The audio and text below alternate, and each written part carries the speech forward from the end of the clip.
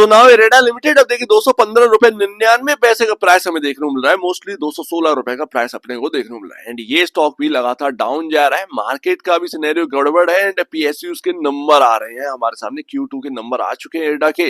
But यहाँ पर अब होना क्या है इरेडा के अंदर, क्या ये स्टॉक है अब डाउन जाने वाला है या अब जाने वाला है या फिर कंसोलिडेट करेगा एक लंबे टाइम तक, इधर ही घूमता रहेगा 10-15 रुपए की रेंज। तो ईयर टू डेट की बात नहीं करेंगे, हम बात करेंगे 6 मंथ की। तो 6 मंथ का जो 22 अप्रैल से अगर आप जोड़ोगे, मंडे का दिन था आपका 170 रुपए 50 पैसे का प्राइसिंग था, 170 रुपए 50 पैसे।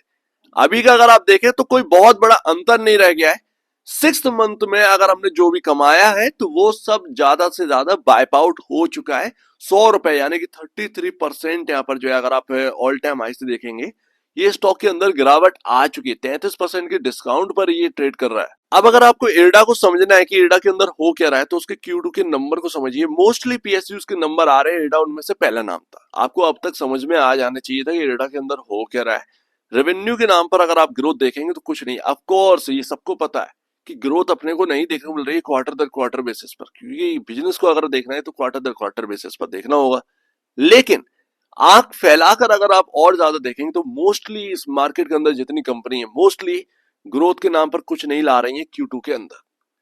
ये अकेला प्रॉब्लम नहीं है इरडा का, मोस्टली जो बिजनेसेस हैं वो ग्रो नहीं हो रहे हैं, उस तरीके से नंबर नहीं आ रहे हैं, ये बात है।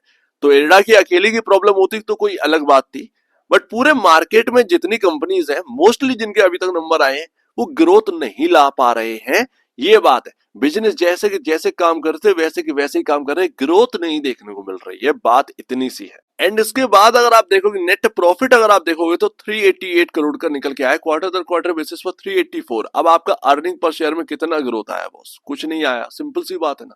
तो ईपीएस में जब ग्रो नहीं होगा तो आपका स्टॉक कैसे ग्रो होगा? तो यहीं पर आपको समझ जाना चाहिए कि ग्रोथ के नाम पर अभी कुछ नहीं है, यानी कि स्टॉक कुछ करके नहीं दिखाएगा।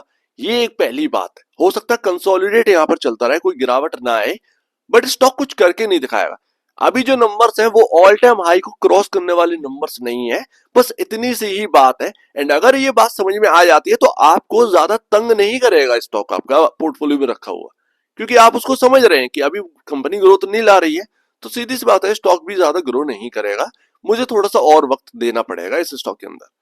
अब आप नेट एनपीए की स्थिति देखोगे, क्वार्टर दर क्वार्टर बेसिस पर नेट एनपीए थोड़े से बढ़े हैं, 0.95% से बढ़कर 1.04% पर है। एंड देखिए जो फायरवर्क्स आने थे वो आ चुके हैं, लोग अभी भी शायद समझ नहीं पा रहे हैं, लेकिन अब रियलिटी बया हो रही है। अब मेजोरिटी ऑफ जो शेयर होल्डर्स हैं वो समझ रहे हैं कि हुआ क्या था एंड हो क्या रहा है। मैं ऑलरेडी आपसे कह चुका हूं कि इस साल 3 ट्रिगर थे। 1 जनवरी से जो हम देख रहे थे इरडा के अंदर तेजी या बाकी पीएसयू के अंदर, वो हम पहले ही बात कर चुके हैं कि ये 3 ट्रिगर पड़ेंगे, कब कब गिरावट आएगी, कब कब तेजी आएगी, वो हम सब डिस्कस कर चुके हैं। ऐसी कोई बात है ही नहीं कि हम लोगों ने बात करी ना हो, ऑलमोस्ट सारी चीजें कवर थी।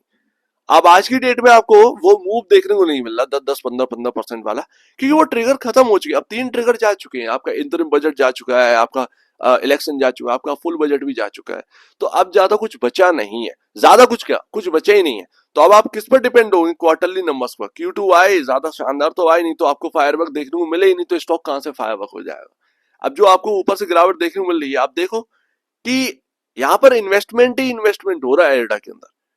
वॉल्यूम ऐसे आपको फैंटास्टिक वॉल्यूम नहीं देखने को मिल रहे थे जो कि आपने पिछले 6 महीने में देखे, कि अचानक से 2 करोड़ 4 करोड़ 5 करोड़ 10 करोड़ 8 करोड़ का वॉल्यूम हो रहा है। वो अब क्यों नहीं देखने को मिले? क्योंकि ट्रेडर कम्युनिटी का काम हो गया भैया। जो ट्रेडर्स को कमाना था वो कमा कर निकल गए। अब यहाँ पर ना फालतू के पचड़े में नहीं पड़ना है, ये बात है। जब उनको एक रियल प्राइस मिलेगा ना, वो ट्रेडिंग करना फिर से स्टार्ट करेंगे, आपके सामने फिर से वॉल्यूम बढ़ेंगे, ये बात है। तो अभी यहाँ पर ट्रेडर कम्युनिटी को क्या है कि यहाँ पर प्राइसिंग मिल नहीं रही है, कोई ऐसा मूव नहीं मिल रहा है एडा के अंदर कि उसकी वजह से कुछ यहाँ पर ना आपका वॉल्यूम हाई हो। जब तक वो प्राइस नहीं मिलेगा, अचानक से वो वॉल्यूम भी नहीं बढ़ेगा। एंड बॉस एक बात क्लियर है कि जिस तरीके की ग्रोथ है एंड जिस तरीके से आपका स्टॉक भागा था, उस तरीके की ग्रोथ नहीं आ रही। आपको ना ऊपर सस्टेन करने के लिए ग्रोथ चाहिए, जो कि ग्रोथ आ नहीं पा रही है। तो वो सिनेरियो गड़बड़ाया हुआ है थोड़ा सा, ठीक है ना। आप 40.23 पर है। अब इसमें कोई नई बात नहीं है, देखिए कोई भी नई बात नहीं है कि आप ग्रीन फाइनेंसिंग करते हैं, ठीक है, आपने सोलर प्रोजेक्ट फाइनेंस कर दिए। इरडा अब और ज्यादा ग्रोथ के लिए ना अब सोलर से हटकर, ग्रीन एनर्जी से हटकर काम करना चाह रही है, कि हम यहां से भी ग्रोथ लेकर आए। तो समझ रहे हैं ना कि टफ इन्वायरमेंट है। जो ग्रीन एनर्जी की अपन बात कर रहे थे कि सोलर पैनल, सोलर प्लांट्स के लिए यहाँ पर जो है ना आपको जो है लोन प्रोवाइड करवाएगी। भाई कंपटीशन काफी टफ हो चुका है, बैंक्स पहले से काम कर रही थी, ठीक है ना। तो ये बात है कि कंपटीशन काफी हाई है, आप अकेले नहीं।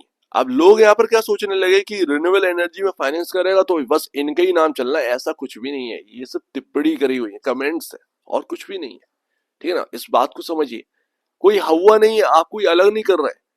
आपका ना, जहां पर एक तो आप गवर्नमेंट कंपनी है, आपको आसानी से प्रोजेक्ट्स मिल जाते हैं। दूसरी बात ये है ना कि फील्ड में उतर के देखिए, जो एनबीएफसीज है ना, जो मार्केट से पैसा ला रही हैं, वो आपसे 10 गुना ज्यादा मेहनत करके पैसा ला रही है। आप तो फिर भी एक जो है ना इजी मनी कमा रहे हैं, उनका यहाँ पर वैल्यू नहीं बढ़ रही है, तो आपका कहाँ से वैल्यू बढ़ेगी। तो ये बात है, हायर साइड सस्टेन होने के लिए ना ग्रोथ चाहिए, इन ग्रोथ अभी है नहीं हमारे पास। 6.22 टाइम पर तो यहाँ पर जो है ट्रेड कर रहा है, बुक वैल्यू के ऊपर काम कर रहा है फिलहाल। फंडामेंटल में चाहे कुछ भी हुआ हो, बट चार्ट अपने को बहुत पहले ही बोल चुका था कि चैनल जो चल रहा था वो टूट चुका है। सेकंड लास्ट जब ये चैनल टूटा तो कंसोलिडेट चल रहा है, ये बहुत अच्छी बात है। अदरवाइज पीएसयूज के अंदर जब चैनल टूटे हैं ना, मोस्टली पीएसयूज के चैनल टूट चुके हैं, एंड चैनल टूटने के बाद ना 30-40% की गिरावट आई है। 30-40% की। आप तो फिर भी कंसोलिडेट करें, इसीलिए तो मैंने आपको 2-3 या 4-5 दिन पहले बोला था कि ये बाकी पीएसयूज की तरह नहीं है, इनमें तो फिर भी वो गिरावट नहीं आई जो बाकी पीएसयूज के अंदर आई। एंड लास्ट, मूविंग एवरेज क्या कह रहे हैं बॉस? तो मूविंग एवरेज ये कह रहे हैं कि आप 50 डेमा से नीचे हैं, जो कि 238 पर शिफ्ट है। उसके बाद 234 या 232 के आसपास जो है वो आपका 100 डेमा शिफ्ट है। आप 50 डेमा और 100 डेमा के नीचे, आप दो मूविंग एवरेजेस के नीचे हो, ठीक है। उसके नीचे का मतलब है थोड़ा सा नेगेटिव होना। ट्रेंड लाइन तो टूट ही चुकी है, वो भी एक नेगेटिव था। तो ये सारी चीजें हैं आपके सामने। अब 200 डेमा शिफ्ट है, वो है 189 के आसपास, ठीक है। आप जिस जगह पर है ना, वो एक अच्छा बेस है इस स्टॉक का। एंड वो आपका जो लेवल है ना, वो आपका देखने को मिलता है 214। 214, जी हाँ, 214 या कह सकते हैं 215 से 200, क्योंकि इसने ना इसी के बीच में सपोर्ट लिया है पिछले 10 दिन पहले, ठीक है। 214 के नीचे आया, 207 या 206 से ये घूम गया। तो अपने लिए ना मोस्ट इंपॉर्टेंट रेंज अभी के हाल फिलहाल में यही है, 200 से 214। एंड उसके बाद आपका जो है वो एक 200 डे में जो है ना वो शिफ्ट है 189 या 190, ठीक है, आप ये कह सकते हैं।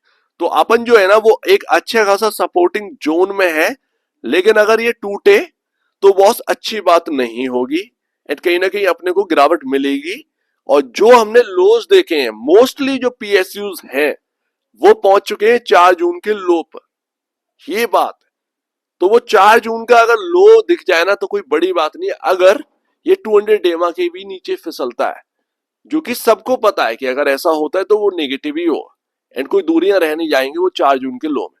तो ये बात है, अगर बनना होगा बात तो यहां से घूम जाएगा 200 से 214 के बीच में, किसी भी जगह से घूम जाएगा। इवन 214 भी तोड़ना आसान नहीं है इसका, ठीक है। अगर घूमना होगा यहां से घूम जाएगा, बट क्या करें, आपका 50 डेमा और 100 डेमा ऊपर, एंड मार्केट में कोई भी पॉजिटिव बात नहीं है, तो किस तरीके से प्ले हुआ ये देखनी बात होगी। बहरहाल आप ये है कि आप एक सपोर्टिंग जोन में है, ये एक अच्छी बात है। बस इतना ही है हाल फिलहाल में एडा के लिए। अभी जो शॉर्ट टर्म वाले, लॉन्ग टर्म वाले जो होल्ड कर रहे हैं, भाई भाई सिंपल सी बात है, इन 3 ट्रिगरों में आपको लॉन्ग टर्म के लिए चुनना ही नहीं चाहिए था।